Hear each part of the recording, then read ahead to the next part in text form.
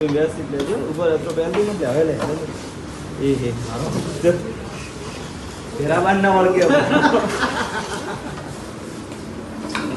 મિત્રો આ ફોટા સાહેબ આપ જોઈ શકો છો